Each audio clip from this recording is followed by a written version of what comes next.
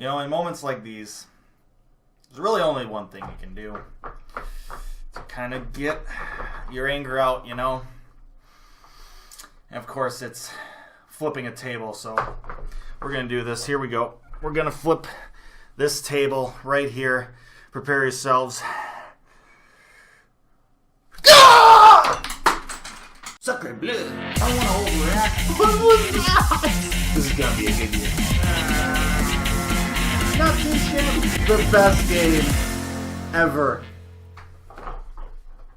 Pretty sure it broke into no less than 1 million pieces. Blackhawks just finished their 72nd game of the season, and they tie and get a point, but then lose to the Vancouver Canucks, who were on the back end of a back-to-back, and also the Hawks were at home. So, you know, a golden opportunity for the Hawks to take advantage of the Coyotes losing to the Lightning tonight and gain a couple points and move closer to that last wildcard spot, and they blow it. All right, I picked up all the pieces here. Last time I did this, I lost the table for about 2 weeks because I couldn't find all the pieces. So I'm just going to take care of it now, get out of the way so I don't get angry later. Future self is going to thank me on that. Blackhawks, not the strongest start in this game. Canucks coming out hard in that first period. Blackhawks did a decent job weathering the storm. I mean, you kind of expect the Canucks to come out firing because, well, they just lost to the Stars the night prior. And they probably figure they're not going to have their legs for this entire game. So you try and get on the board early. You try to push hard for that goal so that maybe you can, you know, not have to go chasing and trying to get goals later in this game when you just don't have the legs to do it.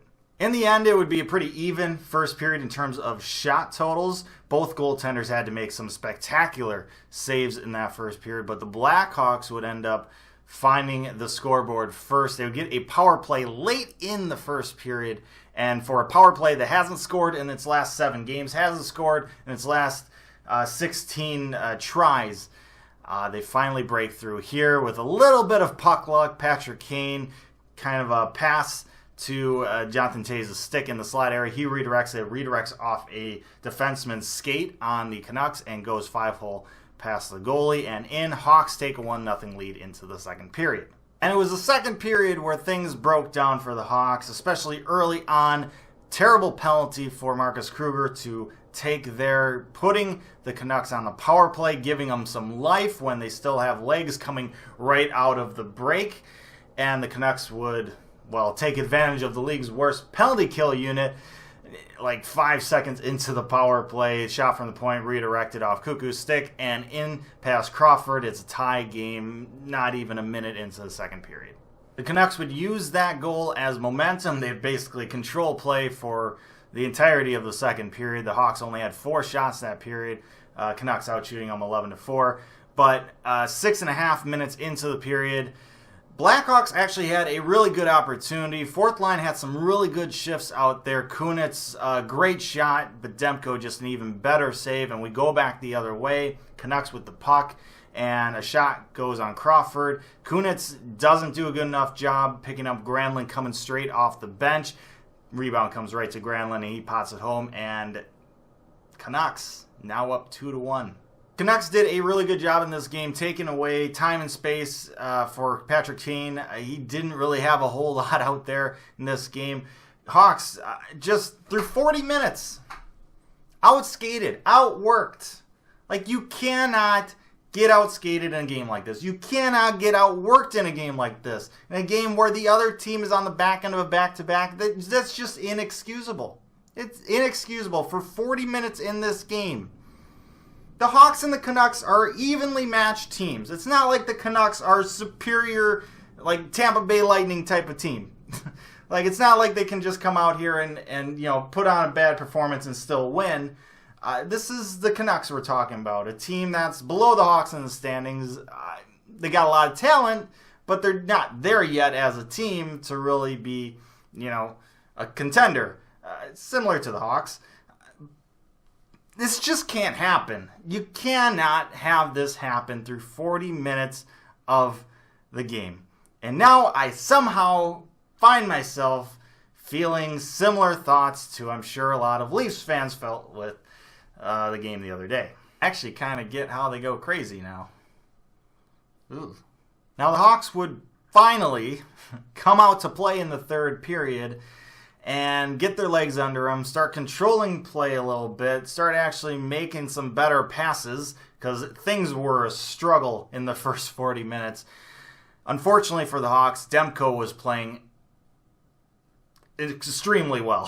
He was spectacular in this game. Now, Crawford had to make some incredible saves in the third as well. There were some golden opportunities for the Canucks to make this a 3-1 game and essentially put this one away in regulation, but Crawford came up huge. Forsling even made just a spectacular save as well. I mean, those were two huge plays that if the Blackhawks come back, tie it, and win in overtime, like, you're looking at those plays and you're like, wow, like, what key moments those were. And they were key moments, just not as much as if they would have won.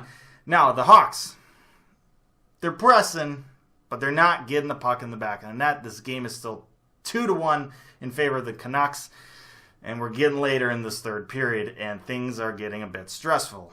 The Hawks would have a power play late in the third period, a chance to tie this game up, a chance to get their second power play goal of the game, and they had some really good looks, but they just couldn't get the puck to the back of the net. So time winding down in this one, the Blackhawks need something clutch or they need some luck. And thankfully, they got some luck. Offensive zone draw for the Hawks. Jonathan Toews wins it. Patrick Kane back to Keith, gets it to Gustafsson. One-timer, just puts it on net. Nobody really in front except for a Canucks defender, and it goes off him and past the goalie and into the back of the net. This game is tied, a little over 3 minutes left to go in this game. It's an instance like that where you wish the Hawks would have done that more in the first 40 minutes. They passed up a lot of shots in the first two periods and tried to make the extra pass, and when they're passing just wasn't even doing well in general in the first 40 minutes. Like, that's just recipe for depression, really. But thankfully, the Hawks put the puck on net in the third period, and it works out for them, and we're going into overtime. So the Hawks get a point, but they're looking for that second point, and you got to imagine the Hawks have the advantage here, right? They controlled play in the third period. They had 17 shots in that period. They just tied the game up with a goal late in the third period, and the Canucks are on the back end of a back-to-back. You can't imagine that they'd have a whole lot of legs left for 3-on-3 overtime. But who needs legs when you don't have to defend? And speaking of not defending, Canucks, they score 16 seconds in. I don't even know how to describe that goal.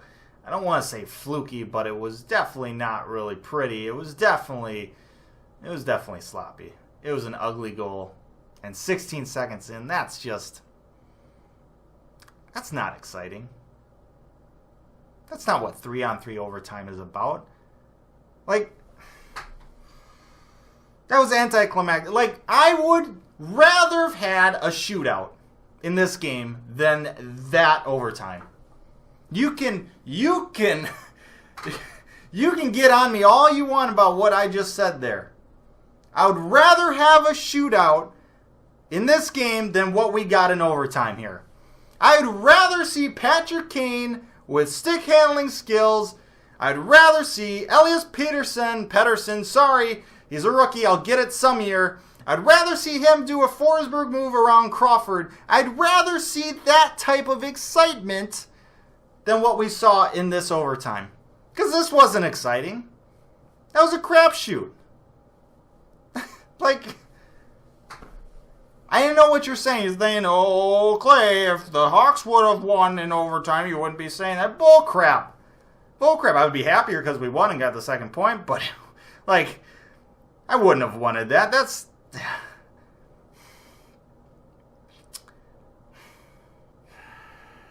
I know it sounds insane.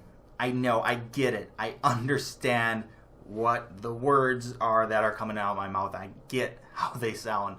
And in general, I agree. At face value, 3-on-3 overtime is way, way more exciting than a shootout, and a much better way at determining an overtime winner. I get it. I get it. But not tonight. Not tonight. Not how it happened here. I feel like I got gypped out of a good 3-on-3 overtime. And no disrespect to the Canucks. Like, they got it done. No matter how sloppy those 16 seconds were, that goal was, doesn't matter. They got it done. They scored the goal, and that's really all that matters. Hawks didn't play well enough against a team that was on the back end of a back-to-back. At this point in the season, not good enough. Simple as that. So the Hawks get a point in this game, which is less than ideal, but not the end of the world. The Hawks have 10 games left, and looking ahead here, they have 3 key games coming up in the next 4 games. They have the Flyers next, then they have a back-to-back against the Avalanche home and home, and then they play the Coyotes. Those last 3 games are critical and are probably going to make or break the Hawks season.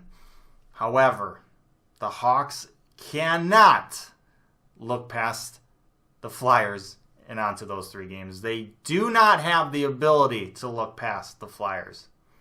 They have to come out and play, and they got to get at least a point.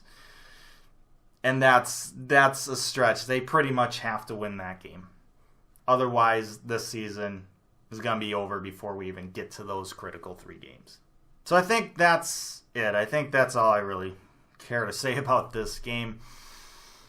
Bit of a wasted effort. Let me know your thoughts down in the comments section below. Also, let me know if you have ideas for a giveaway for reaching 400 subscribers. I'm still thinking of what to give out, so let me know.